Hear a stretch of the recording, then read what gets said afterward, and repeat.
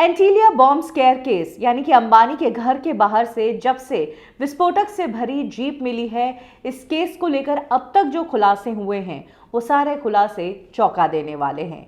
और सबसे बड़ी बात, एक के बाद एक जो परतें खुलती जा रही है, उससे ये समझ आ रहा है कि मुंबई में आज तक फिल्म इंडस्ट्री ने इतना खतरनाक किसी भी प्लान का डायरेक्शन या किसी भी फिल्म का डायरेक्शन नहीं किया होगा जितना खतरनाक अंबानी को डराने का ये प्लान बनाया गया था।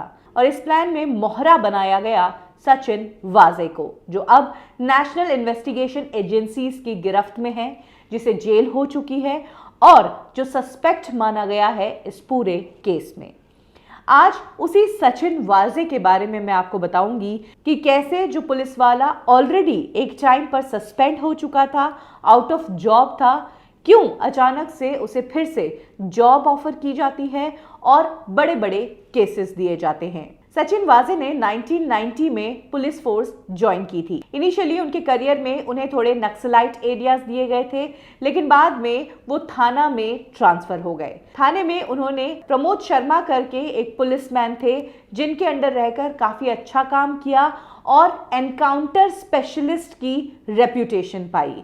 इसी दौरान 2002 में थाने में एक बस में विस्फोट हुआ, जिस कारण बस में बैठे कई लोगों को चोटें आई। थाने में धरपकड़ शुरू हो गई। इस दौरान सचिन वाजे ने 4 लड़कों को उठाया।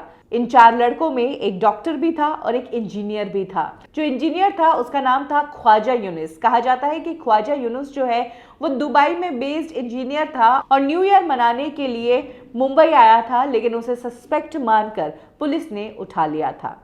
शॉकिंग खबर तब आई जब अरेस्ट होने के 6 दिनों बाद ख्वाजा यूनुस गायब हो जाता है और सचिन वाजे कोर्ट को बताते हैं कि औरंगाबाद ले जाते वक्त वो कहीं भाग कर निकल गया।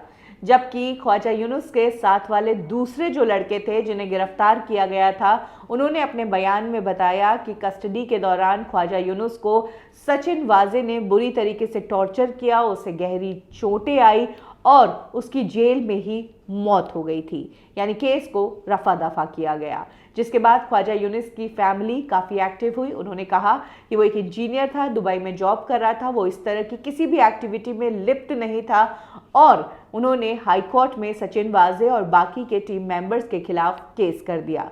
सचिन वाजे इस केस में फंस गए। फिर ये मामला सीआईडी को दिया गया। ख्वाजा यूनुस कैसे ऐसे गायब हो सकता है? जब सीआईडी ने छानबीन की तो सीआईडी को पता चला कि ख्वाजा यूनुस की डेथ तो कस्टोडियल इंटरोगेशन के दौरान ही हो गई थी, यानी कि उसे टॉर्चर किया गया था और पुलिस कस्टडी के अंदर ही ख्वाजा यूनुस की डेथ हो गई। जिसके बाद सचिन वाजे को न सिर्फ सस्पेंड किया गया बल्कि उसे गिरफ्तार भी कर लिया गया। 1 साल तक सचिन वाजे जेल में रहा, लेकिन बाद में बेल पर रिहा हो गया और जेल से निकल के कुछ ही समय बाद सचिन वाजे ने शिवसेना ज्वाइन कर ली। हालांकि शिवसेना के वो एक एक्टिव मेंबर नहीं रहे, लेकिन हाँ, तब उनके ऊपर शिवसेना का थप्पा लग चुका था। इस दौरान उन्होंने जन सुनवाई भी की। कई बार लोगों की मदद करने के लिए उनके झगड़ों को वो सुना करते थे। कुछ किताबें भी लिखी, जिसमें एक शीना वोरा मर्डर केस पर भी लिखी। सोशल कामों में काफी बिजी हो गए थे सचिन वाजे इस दौरान। सचिन वाजे नाम के एनकाउंटर स्पेशलिस्ट को दुनिया भूल चुकी थी और मुंबई पुलिस ने भी घर बिठा दिया था। मुंबई पुलिस को इतने सालों में सचिन वाजे जैसे इंस्पेक्टर की जरूरत ही नहीं पड़ी।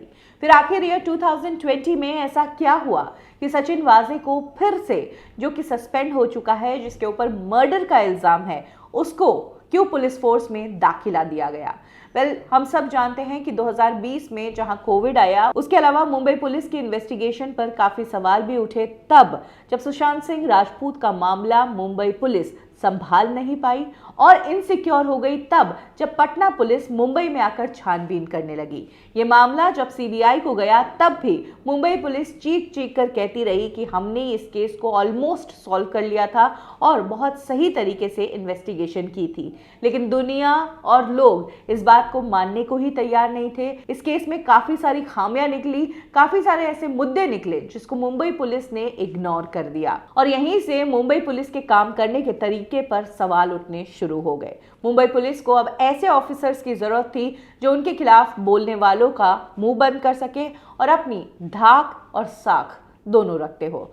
इसीलिए 2020 में कोविड का हवाला देते हुए कि पुलिस फोर्स को और ज्यादा लोगों की जरूरत है, ऐसे में कुछ सस्पेंडेड लोगों को फिर से मुंबई पुलिस ने अपॉइंट कर दिया, जिसमें से एक थे सचिन वाजे, जिन्हें जुलाई 2020 में फिर से फोर्स ने याद किया। इनफैक्ट कहा जाता है कि सचिन वाजे को फोर्स में बुलाने के बाद तुरंत उन्हें क्राइम ब्रांच की टॉप मोस्ट पोजीशन दे दी गई, जबकि उनसे ऊपर एक और ऑफिसर था जो उस पोस्ट का हकदार था।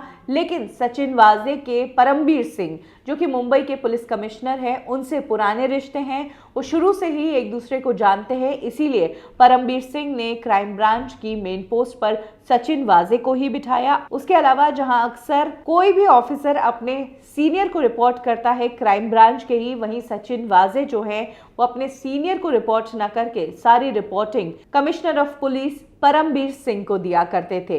क्राइम ब्रांच में रहते हुए सचिन वाजे ने कई सारे केसेस अपने हाथ में लिए, फिर चाहे अर्नब गोस्वामी का फेक टीआरपी वाला केस हो या फिर बादशाह के फेक व्यूज वाला केस हो। इनफैक्ट कंगना रनौत के ऑफिस को तोड़ने में भी मुंबई पुलिस में अगर किसी की भूमिका बहुत ज्यादा रही है तो वो सचिन वाजे ही हैं। क्राइम यूनिट में रहते हुए इंडस्ट्री के कई सारे प्रोडक्शन हाउसेस पर भी कार्रवाई की गई। अश्लील वीडियोस बनाने के चलते ये सारा काम भी सचिन वाजे के अंडर ही हुआ।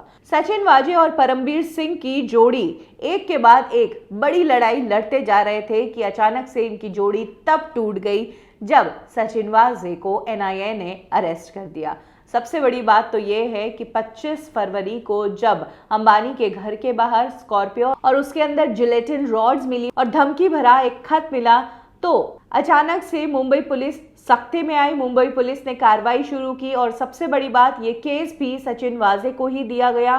मुंबई पुलिस की तरफ से सबसे पहले अगर उस स्कॉर्पियो के पास कोई पहुंचा एंटीलिया के पास में, तो वो सचिन वाजे ही थे। सचिन वाजे इस केस को अपने तरीके से इन्वेस्टिगेट कर रहे थे। इनफैक्ट सचिन वाजे का बहुत बड़ा रोल इस पूरे मामले में नजर आया कि किस तरह से ये जो पूरा प्लान था, इसमें सचिन वाजे ने एक अहम किरदार निभाया। किस तरह से गाड़ी को एंटीलिया के बाहर पार्क करना है, गाड़ी को कौन सा ड्राइवर छोड़ेगा, क्या पहनकर छोड़ेगा और उस ड्राइवर को फिर से अपने ठिकाने पर कौन पहुंचाएगा, ये सारी चीजें सचिन वाजे ने खुद एग्जीक्यूट की है। एनआईए को इतनी भी खबर मिली है कि सचिन वाजे लगातार मनसुख हिरेन के कांटेक्ट में था और मनसुख हिरेन की डेथ होने के बाद उसकी वाइफ ने सचिन वाजे पर ही उनकी डेथ का इल्जाम लगाया है। ऐसे में अब सचिन वाजे खुद पुलिस की गिरफ्त में हैं। वहीं सचिन वाजे को अपॉइंट करने वाले, फिर से पुलिस में लाने वाले परमबीर सिंह खुद भी अब ट्रांसफर हो चुके हैं। यही वो शख्स थे जिनका कहना था कि सुशांत सिंह राजपूत मामले को इन्होंने बिल्कुल ठीक से इन्वेस्टिगेट किया है। अब सचिन वाजे को लेकर हर दिन नए खुलासे हो रहे हैं और ये खुलासे बेहद चौंका देने वाले हैं। और यही कहानी है उस एनकाउंटर स्पेशलिस्ट की, जिसे एक टाइम पर मुंबई पुलिस को गर्व था, लेकिन आज एनआईए की गिरफ्त में है। और सचिन वाजे के कारण कहा जा रहा है कि महाराष्ट्र पुलिस के कई बड़े आला अधिकारी जो है वो फंस सकते हैं, क्योंकि सचिन वाजे तो सिर्फ एक एक्टर थे इस पूरी फिल्म के। इस फिल्म का डायरेक्टर कौन है, वहां तक अब एनआईए पहुंचने की कोशिश करेगी।